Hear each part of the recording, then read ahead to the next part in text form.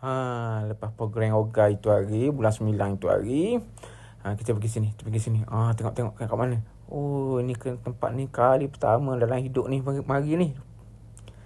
Memang lain macam tempat ni. Bila dah kali pertama mari, rasalah aura dia tu. Macam kita berada di luar, berada di luar satu tempat yang tak tahu kat mana kita duduk ni. Macam berlainan suasana tu dengan hiruk pikuk bandarnya, dengan benda skrin yang hidup. Kita pergi dengan bidadari kita ni, sentiasa menemani ni. Ada kereta api. Kat mana ni? Jalan lagi.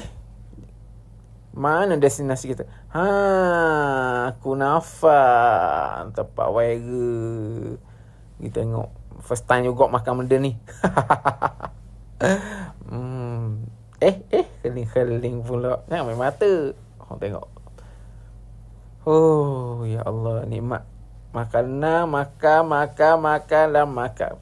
Itulah kerja saya. Makan je. Alhamdulillah. Nah, kau ambil. Sedap.